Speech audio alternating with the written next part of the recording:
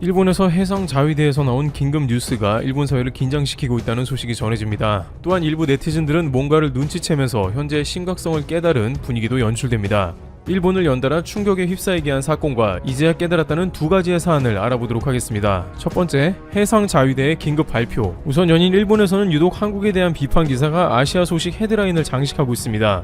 극으로 유명한 상케이의 경우에는 이제 한국이 공산화가 되어간다는 논조를 게재 중입니다.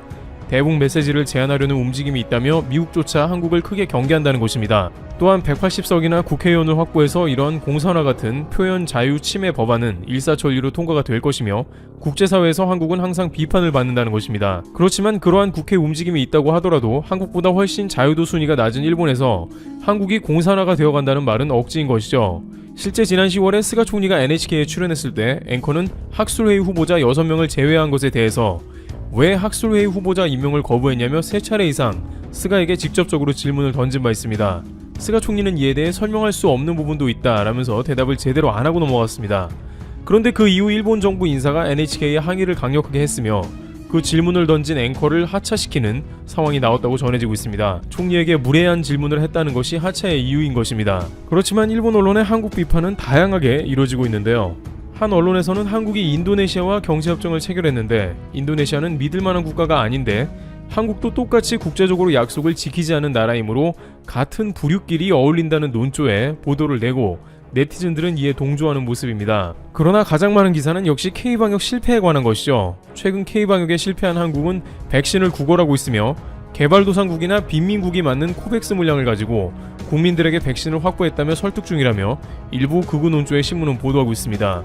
신문은 한국은 1000만 도스나 코백스에서 빼간다며 전 세계적인 민폐를 끼치고 있다고 열변 중입니다. 그러나 실제로 코백스는 국가별로 모두 균등하게 지급을 해야 하므로 이는 허위 사실이라고 봐야 합니다. 또한 한국이 얀센 백신 계약을 올해 안으로 할 것이고 이 백신을 접종할 수 있을 것이라는 기사가 나오자 효과 좋은 모더나나 화이자는 버려두고 아직 임상 3상도 안 끝난 얀센을 계약하는 수준이라고 전합니다. 또한 한국은 제대로 된 백신이 없으며 일본은 화이자만 해도 인구수인 1억 2천만 개를 선구매했다면서 줄기차게 백신 확보 실패와 더불어 K방역이 우습게 됐다는 기사가 여전히 매일 넘쳐나는 상황입니다. 특히 데일리 온라인이라는 극우신문은 한국은 약속을 지키지 않는 것이 나라의 문화인 것 같다며 이는 한국 사람들조차 방역에 관한 약속을 안 지켜 스키장이나 각종 시설에서 방역 수칙을 안 지키니 감염자가 속출하는 게 아니냐는 궤변을 내놓았는데 열독률이 높은 기사로 배치되기도 했습니다. 열독률이 높다는 것은 그만큼 사람들이 페이지에 오래 머물며 자세하게 봤다는 기사라는 것입니다. 그런데 한국의 방역이 망했다고 하는 일본에서 뜻밖의 뉴스가 나와 일본을 놀라게 했다는데요. 일부 네티즌들은 이 뉴스를 보고 현재 한국 보고 망쳤다고 할 게 아니라 일본에서 무슨 일이 일어나고 있는지 확실하게 알아야 되는 게 아니냐고 분통을 터뜨립니다. 이렇게 일본 네티즌들이 화를 내고 있는 이유는 바로 해상자위대의 긴급 발표 때문이라고 합니다. 해상자위대는 22일자 야마무라 히로시 해상망료장과 니시 나루토 망료부장의 코로나 확진 소식을 전합니다. 해상망료장은 한국의 해군 참모총장에 해당하는 직위로 별 4개 4성급 장군에 해당하는 것입니다. 그런데 이런 뉴스가 왜 일본에서 논란이 되면서 일본 네티즌들을 다급하게 만들었는지 궁금한데요. 최근 일본에서는 이와 같이 장관급 혹은 국가기관의 최상위권 인원들이 확진 소식이 많다는 것입니다. 불과 3일 전에는 도쿄 소방청장의 코로나 확진 소식이 들려와서 논란이 된 적이 있습니다. 또한 국회의원은 벌써 3명 이상 확진을 받은 바 있습니다. 일본 네티즌들이 크게 놀란 점은 일본의 고위 공무원들에 대한 PCR 검사가 수시로 이루어지며 그들은 약간의 증상만 있더라도 병원에 가서 검사를 받으며 바로 확진 판정을 받을 수 있다는 겁니다. 지난 4월에도 니시무라 경제재생 담당 장관은 코로나 환자와 접촉했다는 이유로 PCR을 받았습니다. 당시 도쿄신문은 니시무라 장관이 감염 가능성만 있더라도 PCR을 받았는데 황당하다는 의견을 냈습니다. 일본의 국민들은 아무리 증상이 있더라도 보건소에서 검사를 잘 안 해주는 것으로 유명하기 때문이죠. 따라서 일본의 국민들은 이러한 상황은 도저히 용납할 수 없다며 잇따른 장관들의 확진 소식에 단단히 화가 난 모습입니다. 일본 국민들은 최근 당국에서 하도 코로나 PCR 검사를 제대로 해주지 않기 때문에 도쿄 신바시의 사설 PCR 검사소와 같은 곳에 예약을 하고 따로 가서 코로나 검사를 받고 있는 것으로 전해집니다. 그나마 올해 예약은 모두 차서 1월에나 되어야 간신히 PCR을 받아야 하는 것으로 전해집니다. 그 사이에 병이 악화되고 코로나가 전파될 수도 있는 매우 위험한 상황임에도 검사를 안 해주는 것입니다. K방역이 망했다고 연일 한국을 비판하고 있지만 한국은 온 국민이 PCR 검사를 받을 수 있으며 심지어 PCR 검사를 받으러 오라며 국가에서 문자도 보내준다는 것이죠. 일본에서 깜짝 놀라는 것은 한국 당국이 모 식당에서 몇 시에 식사를 하셨는데 그때 코로나 감염자가 있었으니 검사 받으러 오세요 하는 문자가 친절하게 국가로부터 오는 것이며, 이는 본인은 물론이고 본인 가족과 지인을 지켜주는 중요한 방역 과정인 것입니다. 그러나 일본에서는 PCR을 건강보험으로 무료로 받는다는 것은 숨이 안 쉬어질 정도로 호흡 곤란을 동반한 고열에 시달려야 간신히 검사가 가능한 정도인 것입니다. 그런 상황이다 보니 일본 장관이나 고위급 인사들이 너무나 쉽게 PCR을 받고 확진되는 모습에 적지 않은 화를 내고 있는 것입니다. 일본 네티즌들은 우리는 국민이 아니란 말인가 라면서 국회의원들은 관용 차량을 타고 안전하게 이동하지만 국민이야말로 지하철을 타는 등 항상 코로나 위협에 처해 있다면서 한국과 일본의 근본 차이가 뭔지 이제야 눈치채는 듯한 메시지를 띄우고 있는 상황이 나오고 있습니다. 하지만 일본에서는 이렇게 식당에서 같이 밥을 먹는 상황을 보고 신용카드 사용 내용으로 역추적해서 국민을 감시하는 공산화라고 보도한 반면에 프랑스 언론은 직접 취재하며 대단하다고 했다는데요. 프랑스 한 언론은 한국 서울의 식당에서 이러한 조치가 이뤄지고 있지만 이는 국민을 보호하는 조치라며 의견은 갈리고 있지만 방역이 가장 앞섰다는 서울의 현 주소에 대해 극찬하는 보도를 내보내기도 했습니다. 한편 일본 고위급 장관의 확진 뉴스를 보면서 시민들은 더 불안해하고 있는 점이 따로 있다고 합니다. 두 번째, 일본 시민들이 가장 두려워하는 것. 일본의 대중들은 이렇게 국가의 고위급 공무원들만 자유롭게 PCR을 받는 것도 불쾌한 일이지만 다른 한편에서는 일본 네티즌들은 연달아 고위급 공무원들이 줄줄이 확진을 받자 불안해하고 있습니다. 주요 포털에서의 댓글을 보면 한 네티즌은 해상 막료장이나 소방청장과 같은 고위직들은 대부분 독립사무실에서 일을 하고 있다. 그들은 사람들과 만나지 않으며 요즘은 많은 경우 비대면으로 회의를 하고 있는 것 같다. 그런데도 감염이 되었다는 것은 얼마나 일본에 코로나가 만연해 있는지 모른다는 뜻이다 라면서 현재 일본이 일 확진자가 3,000명가량이지만 비교적 보호를 받고 있는 고위급 공무원 확진자가 넘친다는 것은 일본의 확진자가 얼마나 많냐는 것이냐며 놀라고 있습니다. 그러다 보니 이러한 모든 난국을 일본에서는 단지 백신으로만 해결하는 게 아니냐는 의견이 나옵니다. 그러나 전문가들은 이러한 백신 해결책은 매우 위험하다고 전합니다. 백신 연구소에서는 화이자 백신이 성능이 좋다고는 하나 코로나 감염이 너무 많은 나라에서는 집단 면역으로 가는 데까지 얼마나 걸릴지 아무도 모른다고 전합니다. 막상 사람마다 항체가 형성되고 유지기간이 다 다르며 백신으로 모든 것을 끝낼 수 있다며 백신을 무조건 빠르게 맞춰야 한다는 생각은 위험하다고 전하고 있습니다. 따라서 일본이 계속해서 한국을 다양하게 비판하고 있지만 한국은 기존 해오던 대로 방역을 잘 유지하면서 최근 확산세가 누그러지면 백신 접종 양상을 관찰하며 차분하게 백신 접종에 들어가는 것이 바람직하다는 것입니다. 현재 독일은 백신이 나왔음에도 역대 최고의 속도로 확진자가 급증하는 상황에 있습니다. 또한 영국엔 변종 바이러스가 퍼졌으며 세계 각국에서 안심할 시기는 전혀 아닌 것입니다. 백신이 있다고 해서 마음을 놓으면 안 되고 최선을 다해 방역을 강화해야 하는 것입니다. 이와 같이 일본은 연일 한국을 비판하고 있습니다. 그러나 정작 일본은 어떠한 상황인지 돌아봐야 할 것입니다. 트래블튜브 여기서 마치겠습니다. 감사합니다. 미국 대선의 결과가 사실상 확정되는 분위기입니다. 현재 바이든 후보의 당선이 유력합니다. 트럼프 대통령은 결과에 불복해 연이어 소송을 제기했습니다. 하지만 잇따라 받아들여지지 않고 있습니다. 지난 5일 글로벌 외신에 따르면 트럼프 대선 캠프가 미시간주와 조지아주에서 제기한 소송이 1심에서 기각되었습니다. 트럼프 캠프 측은 소송에서 민주당 측이 공화당 참관인에게 개표 과정을 숨기고 있다며 미시간주에서의 개표 중단을 요구했습니다. 하지만 미시간주 1심 법원은 개표 중단 청구를 기각하는 구두 명령을 내렸습니다. 16명의 선거인단이 걸린 미시간주는 주요 경합주 중 하나입니다. 바이든 후보가 트럼프 대통령에게 뒤지다가 개표 후반으로 가면서 역전을 한 곳입니다.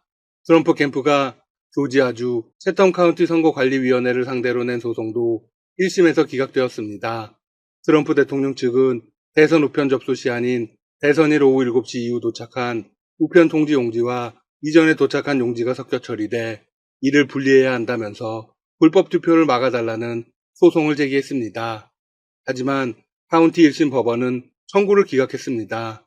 이유는 선관위 직원들이 투표 용지를 잘못 처리한 흔적이 없다고 판단했기 때문입니다. 이에 외신들은 동일한 평가를 내놓고 있습니다. 법률 전문가들은 트럼프 측의 소송이 대선 승제 확정을 늦출 수는 있지만 결과를 바꾸지 못할 것으로 관측하고 있다. 네, 사실상 바이든 후보가 승기를 잡은 것입니다. 이에 따른 아시아 각국의 전망은 어떨까요? 우선 일본은 상황이 좋지 않습니다. 그동안 일본은 미일 관계를 핵심 축으로 해왔습니다. 그리고 지난 4년 동안 트럼프와 아베의 개인적인 친밀함을 토대로 일종의 밀월 관계를 형성해왔습니다. 하지만 바이든 시대가 열리면 일본은 원점에서 새롭게 출발해야 합니다. 그동안 거수기 노릇을 하면서 굴욕적으로 쌓아온 관계가 다 정리된 셈입니다. 바이든 후보와 스가 총리는 개인적 친분이 전혀 없습니다. 이 자체만으로도 일본은 새로운 국제 무대의 시험대에 오른 셈입니다. 스가 총리도 아베 전 총리처럼 미국에 공을 들일까요? 아베 전 총리가 그랬듯 브로맨스 관계를 만들까요? 대부분의 전문가들은 불가능하다고 단언합니다. 왜냐하면 4년 전 트럼프가 집권할 당시와 현재의 미일 양국이 놓여 있는 상황이 너무나 달라졌습니다. 4년 전보다 미국의 국내외적 상황은 더 불안정합니다.